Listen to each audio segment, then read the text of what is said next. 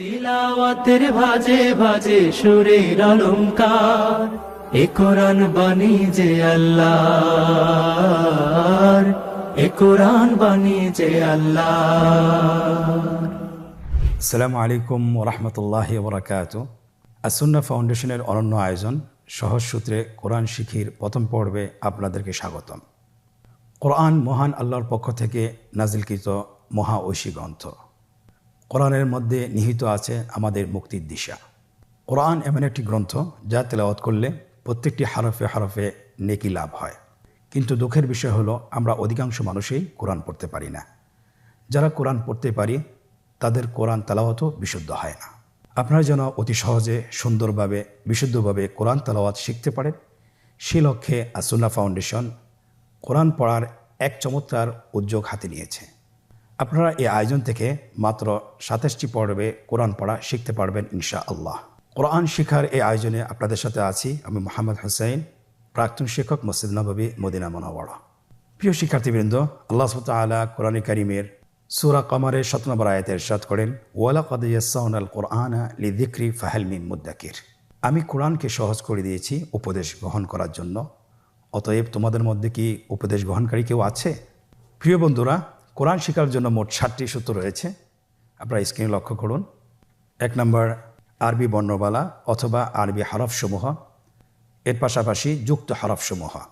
আরবি বর্ণমালা বলতে আমরা যেটা বুঝি আলিফ থেকে ইয়া পর্যন্ত মোট 29টি হরফ, এবং যুক্ত বর্ণমালা।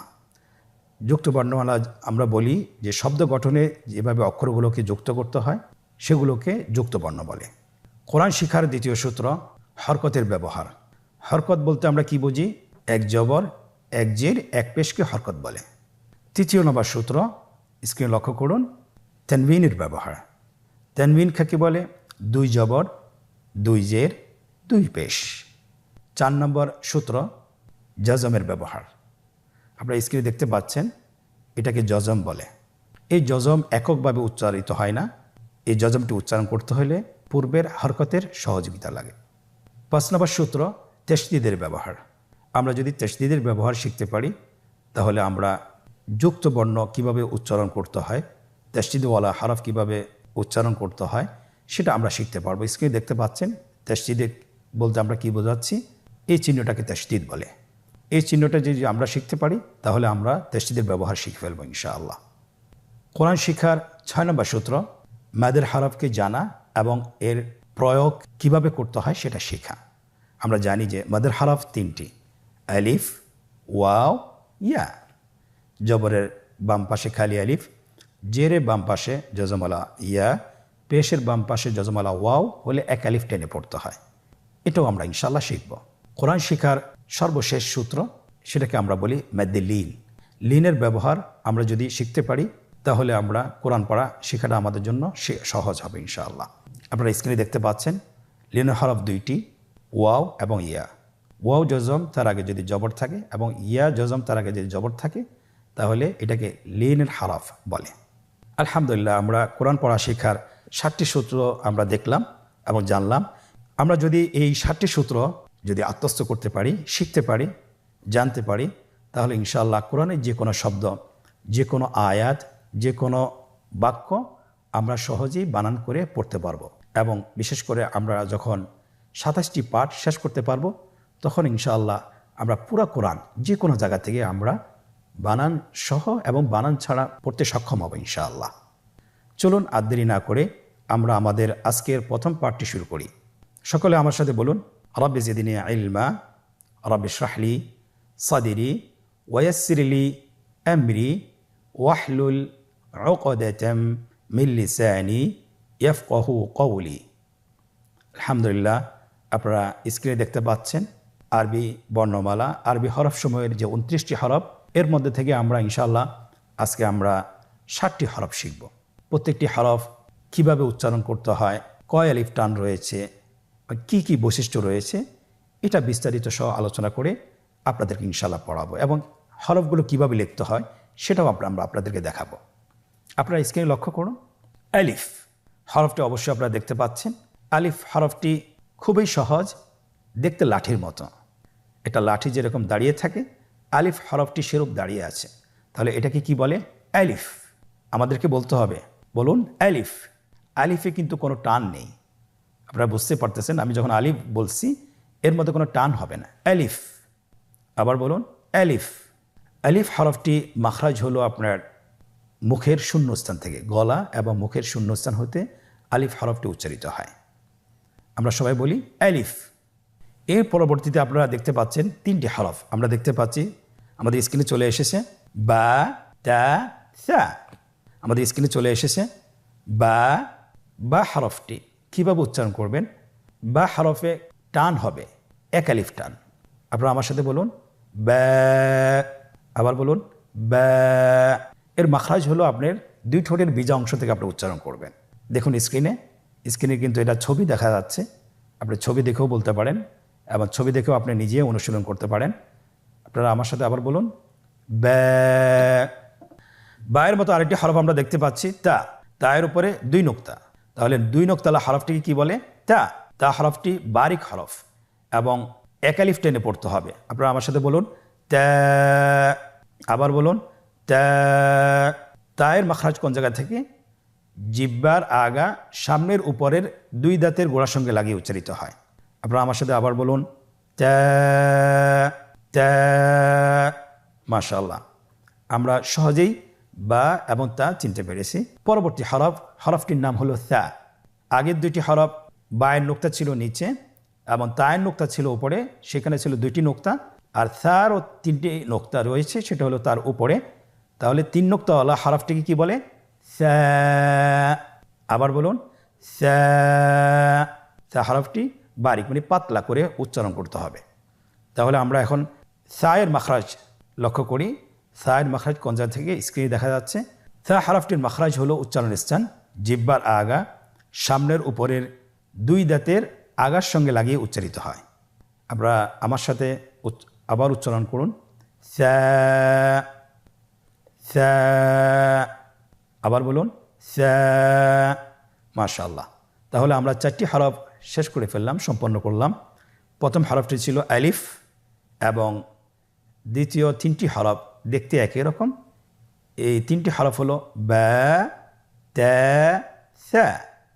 বা, তা, সা। আলহামদুলিল্লাহ, অল্প সময় আমরা 4টি হরফ চিনতে পারলাম এবং শিখে ফেললাম। পরবর্তী আরও 3টি হরফ আপনারা স্ক্রিনে দেখতে পাচ্ছেন, স্ক্রিনে চলে এসেছে। প্রথম হরফটি হলো জিম, পরের হরফটি হা, পরের হরফটি খ। আপনারা আমার সাথে বলুন জিম, হা, খ। জিম হরফটি বারিক হরফ, এটা উচ্চারণ করতে হবে 3 আলিফ টেনে। দেখুন আমি কিভাবে উচ্চারণ করছি, আপনারা আমার সাথে করুন জিম। মাশাআল্লাহ, আবার বলুন জিম। আপনারা চেষ্টা করুন, হয়ে যাবে। এর মাখরাজ হলো জিহ্বার মধ্যখান, তার বরাবর উপরের তালুর সঙ্গে লাগিয়ে উচ্চারিত হয়। আপনারা পিকচারে ছবিতে দেখতে পাচ্ছেন যে জিহ্বার মধ্যখান তার বরাবর উপরে তালুর সঙ্গে লাগিয়ে উচ্চারণ করতে হয়। আপনারা জিহ্বার মধ্যখানটা লক্ষ্য করুন এবং তার বরাবর উপরে তালুর সঙ্গে লাগান, এরপর হরফটি উচ্চারণ করুন, দেখবেন হরফটি শুদ্ধভাবে উচ্চারিত হবে। আপনারা আমার সাথে বলুন জিম। আবার বলুন, দেখেন ঠোঁটের অবস্থান কীরূপ হবে, আপনারা একটু লক্ষ্য করুন জিম। আবার বলুন জিম। আলহামদুলিল্লাহ, তাহলে আমরা জিম হরফটি চিনতে পেরেছি এবং আমরা এর মাখরাজ জেনেছি। পরবর্তী হরফ আমরা যেটা শিখব সেটা হলো হা। হায়ের মধ্যে কোনো নোক্তা আমরা দেখতে পাচ্ছি না। হা হরফটি কীভাবে উচ্চারিত হবে? হা হরফটি উচ্চারিত হবে কণ্ঠনালীর মধ্যখান হতে। গলা চিপে ধরে আপনি উচ্চারণ করুন। আপনারা আমার সাথে বলুন হ্যাঁ। আবার বলুন হ্যাঁ। মাশাআল্লাহ। সেম আকৃতির আরেকটি হরফ, সেটা হলো খ। সে হরফটির নাম হলো খ। দেখতেই জিম হার মতোই, কিন্তু নোক্তার পার্থক্য রয়েছে। জিমের মধ্যে একটি নোক্তা রয়েছে, হায়ের মধ্যে কোনো নোক্তা নেই এবং খয়ের উপরে একটি নোক্তা রয়েছে। আপনারা স্ক্রিনে দেখতে পাচ্ছেন। আমরা খ হরফটি উচ্চারণ করব। খ হরফটি হলো মোটা হরফ, উচ্চারণের ক্ষেত্রে মোটা হবে। ছবিতে দেখুন খ হরফটি কীভাবে উচ্চারণ করতে হবে। খ হরফটির মাখরাজ হলো কণ্ঠনালীর শেষ ভাগ হতে উচ্চারণ করতে হয়, কণ্ঠনালীর শেষ ভাগ। আপনারা আমার সাথে বলুন খ, আবার বলুন খ। মাশাআল্লাহ, আমরা তিনটি একই আকৃতির হরফ শিখলাম, সেটা হলো জিম, হ্যাঁ, খ। জিম, হ্যাঁ, খ। আমরা শুরু থেকে আবার ধারাবাহিকভাবে আমরা পড়ব, আপনারা আমার সাথে পড়ুন। বলুন শুরু থেকেই, আলিফ, বা, তা,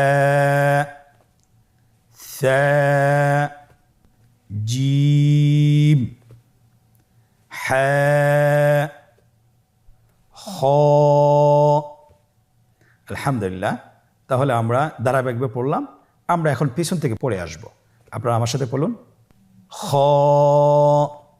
হ্যাঁ, জিম, সা, তা, বা, আলিফ। আমরা এই হরফগুলো এখন গ্রুপ আকারে পড়ব। আপনারা আমার সাথে বলুন আলিফ, বা, তা, সা, জিম, হা, খ। আবার বলুন আলিফ, বা, তা, সা, জিম, হা, খ।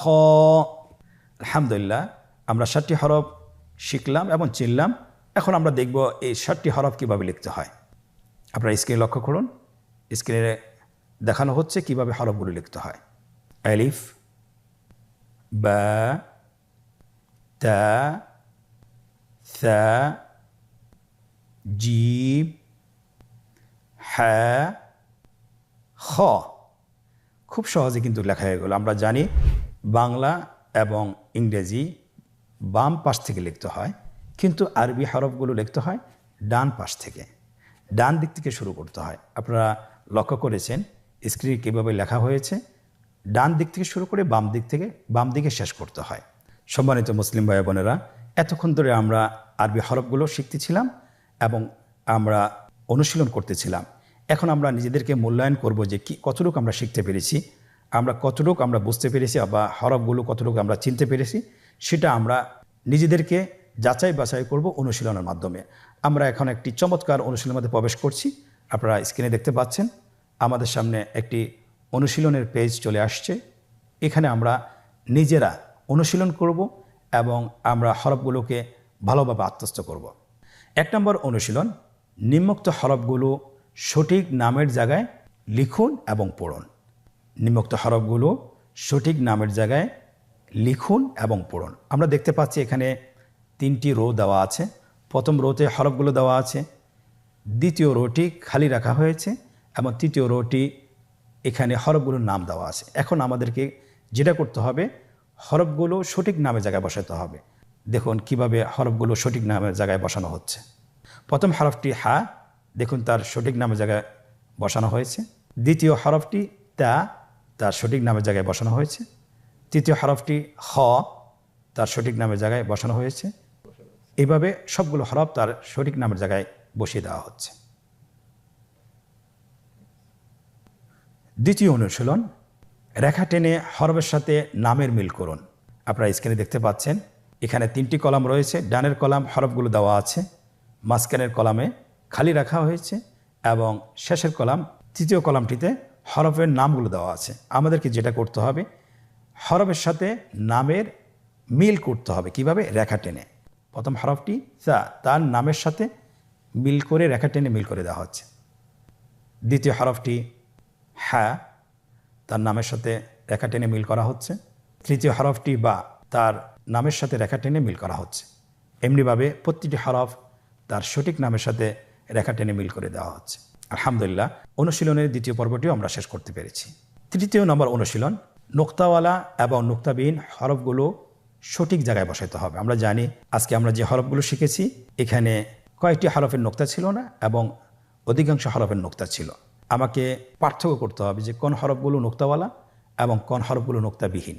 আপনারা দেখতে পাচ্ছেন এখানে আমরা লিখে দিয়েছি যে নোক্তাবিহীন হরফগুলোকে বসাতে হবে, পরবর্তী হলো নোক্তাওয়ালা হরফগুলোকে বসাতে হবে। ডানের কলামে আপনারা নোক্তাবিহীন হরফগুলোকে বসিয়ে দিন এবং বামের কলামে আপনারা নোক্তাওয়ালা হরফগুলো বসিয়ে দিন। স্ক্রিনে দেখতে পাচ্ছেন হরফগুলো বসানো হচ্ছে। নোক্তাবিহীন হরফ হলো 2টি, আলিফ এবং হা, আলিফ এবং হা। এবং নুক্তাওয়ালা হরফ হলো 5টি, আপনারা দেখতে পাচ্ছেন, বা, তা, সা, জিম, খ। আলহামদুলিল্লাহ, আমরা সঠিক হরফগুলো সঠিক জায়গায় বসিয়ে দিয়েছি। 4 নম্বর অনুশীলন, নুক্তা দিয়ে হরফ তৈরি করা। এটা খুবই সহজ। আমরা হরফগুলোর আকৃতি দিয়েছি এবং এখানে আপনাকে যেটা করতে হবে, নুক্তা বসিয়ে হরফ তৈরি করতে হবে।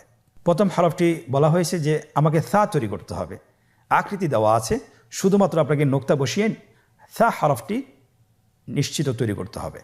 তাহলে আমরা জানি সা হরফের নুক্তা কি নিচে না উপরে? অবশ্যই উপরে। কয় নোক্তাওয়ালা? 2 নোক্তাওয়ালা না 3 নোক্তাওয়ালা? অবশ্যই 3 নোক্তাওয়ালা। তাহলে আমরা 3 নোক্তা বসিয়ে সা হরফটি তৈরি করে ফেলি। স্ক্রিন লক্ষ্য করুন, সা হরফটি তৈরি করা হয়েছে। দ্বিতীয় হরফটি বা। আমরা জানি বায়ের 1 নোক্তা। আপনারা বলতে পারবেন আশা করছি, বায়ের নোক্তা সবসময় নিচেই থাকে, উপরে থাকার কোনো সুযোগ নেই। স্ক্রিনে দেখুন, বা হরফটি তৈরি করা হয়েছে। তৃতীয় হরফটি হলো তা। কীভাবে আমরা তা তৈরি করব? তায়ের আকৃতি দেওয়া আছে, কিন্তু এখানে তায়ের যে আর বাকি অংশ সেটা দেওয়া নেই। আমরা জানি বাকি অংশটি হলো নোক্তা। তাহলে নোক্তা কি নিচে বসবে না উপরে? অবশ্যই উপরে বসবে। 2 নোক্তাওয়ালা না 3 নোক্তাওয়ালা? অবশ্যই 2 নোক্তাওয়ালা।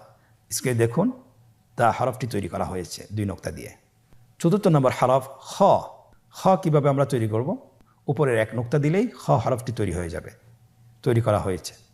পরবর্তী হরফটি জিম। জিম আমরা কিভাবে তৈরি করব?